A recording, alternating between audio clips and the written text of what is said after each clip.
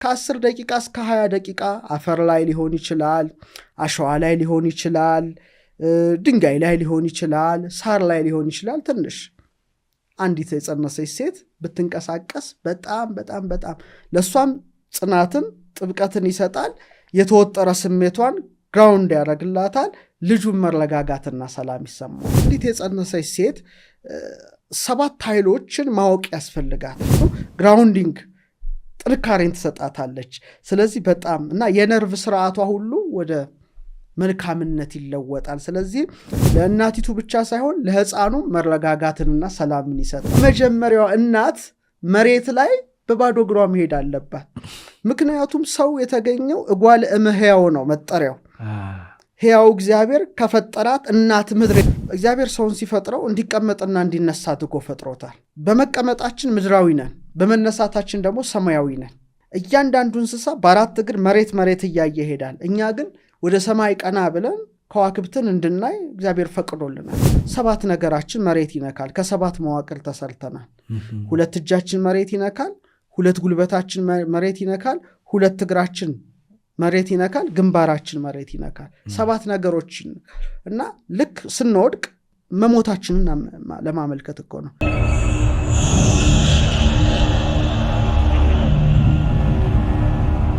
አንዲት የጸነሰች ሴት 7 ኃይሎችን ማወቅ ያስፈልጋታል ሲጀመር።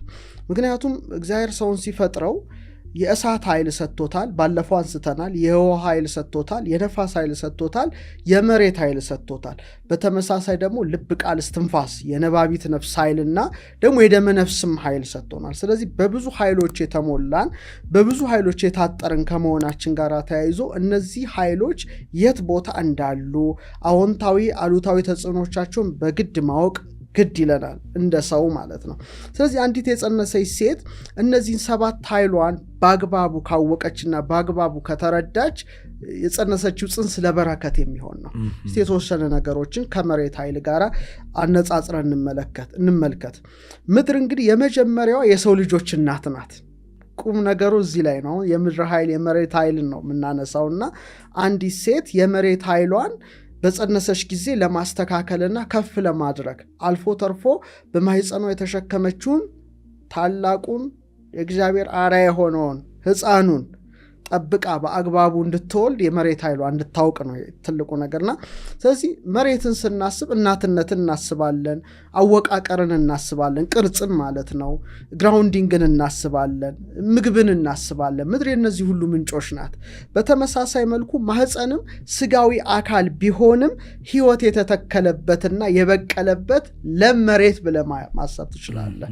ስለዚህ የመጀመሪያው የሰው ማህፀን አዳም የተገኘባት ምድር ናት። የመጀመሪያው ማህፀን ምድር ናት።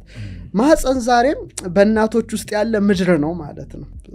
እግዚአብሔር ሰውን ከምድር አፈር አበጀው ሕይወትን እስትንፋስን እፍ አለበት እንደሚል ሁለተኛዋ እናት ደግሞ የእናት ማህፀን ናት። የመጀመሪያው ማህፀን አባታችን አዳም የተገኘባት መሬት ከመሆኗ ጋር ተያይዞ ሰው ሲጠራ በግዕዝ ቋንቋ እጓለ እመሕያው የሚል እጓል ማለት ልጅ ማለት ነው። እመሕያው ነው የሚነበበው፣ ግን ብለን ስናጠብቅ እናት ማለት ነው። ሕያው ማለት ደግሞ ሕያው ያወቃል። ዘላለማዊ ሕያው ነው። እጓል የተባለ ልጅ የተባለ አዳም ነው። እናት የተባለችው ደግሞ ምድር ናት።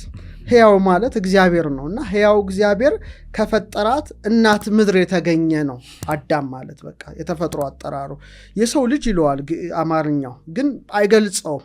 ግዕዙ ግን እጓለ እመሕያው ይለዋል። ሕያው እግዚአብሔር ከእናት ምድር ያስገኘው ሰው ማለት ነው።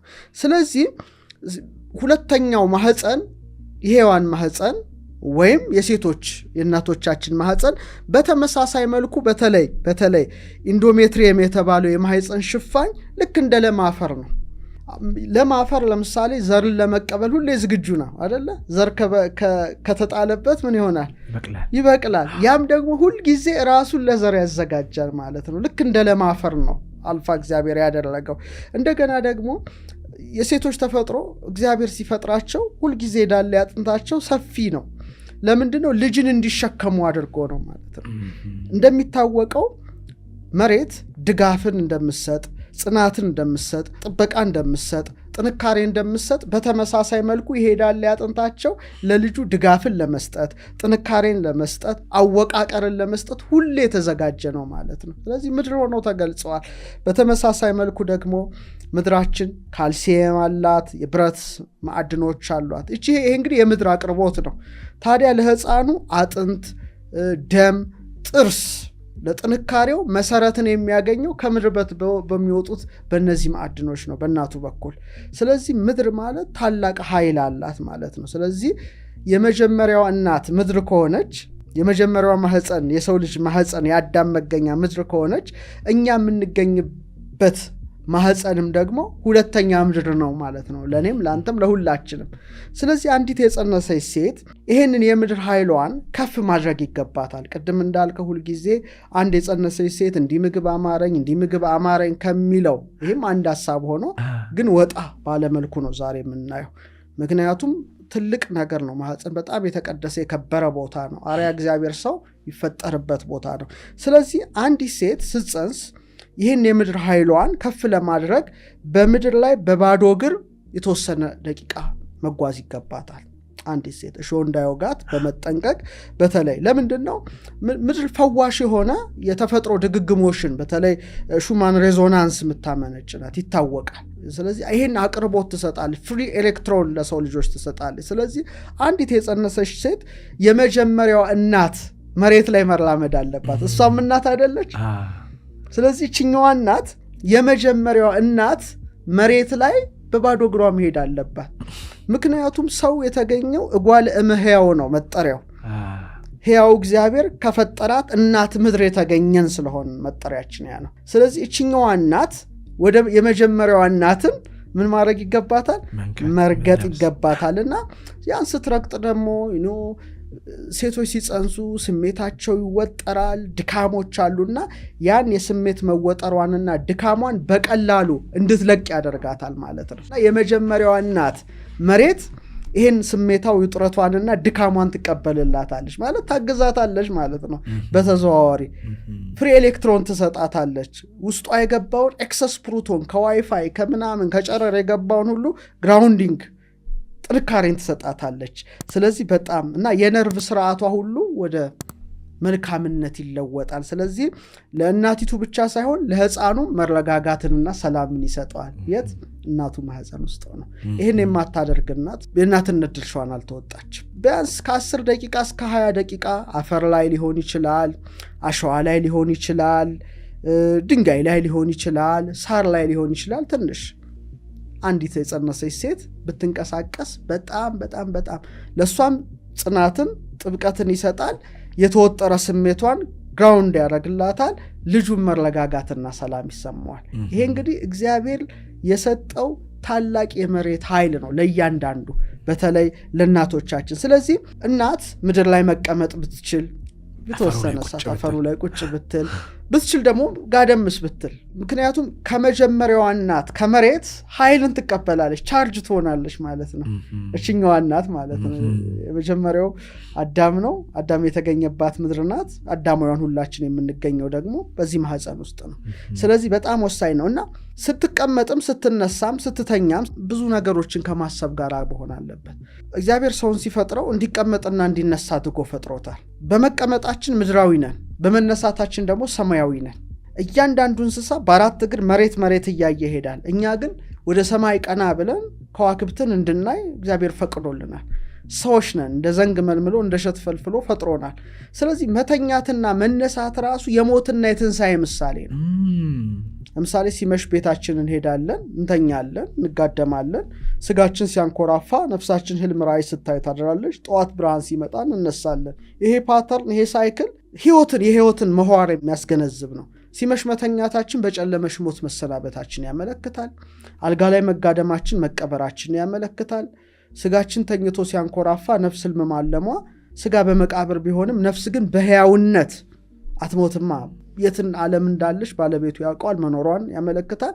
ጠዋት ብርሃን ሲመጣ መነሳታችን ትንሣኤ እንዳለን ያመለክታል።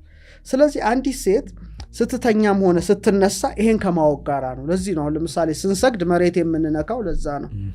ስንሰግድ 7 ነገራችን መሬት ይነካል። ከ7 መዋቅር ተሰርተናል። 2 እጃችን መሬት ይነካል፣ 2 ጉልበታችን መሬት ይነካል፣ 2 እግራችን መሬት ይነካል፣ ግንባራችን መሬት ይነካል። 7 ነገሮች እና ልክ ስንወድቅ መሞታችንን ለማመልከት እኮ ነው። ስንነሳ ደግሞ ከሞት መነሳታችን ለማመልከት ነው።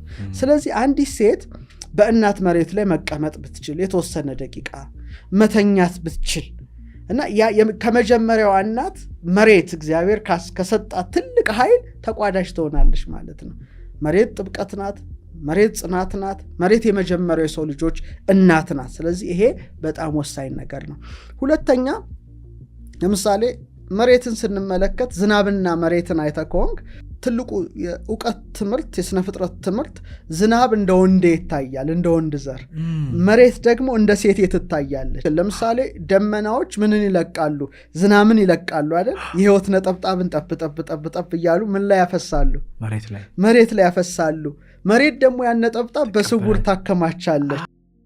በዚህ ልውውጥ ደግሞ አዝሪት፣ አትክልት፣ እጽዋት ለምሳሌ 2 አይነት ደመናዎች አሉ።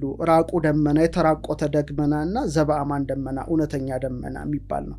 እና ምንድነው የዝናቡ ነጠብጣብ እንደ ወንድ ዘር ነው የሚወከለው፣ እንደ ወንዴ። መሬት ደግሞ ያንን ተቀባይ ናት። ስለዚህ እናታችን ወላጃችን እናት መሬት ላይ ስትቀበል በተመሳሳይ ነው ማለት ነው።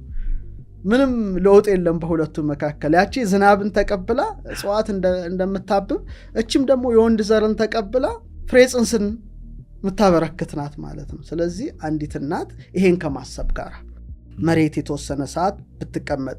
ሌላው ሶስተኛው የመሬትን ኃይል ለማግኘት ትልቁ ነገር በዛፎች አጠገብ መሆኑም ዛፎችን መጎብኘትም ሊሆን ይችላል።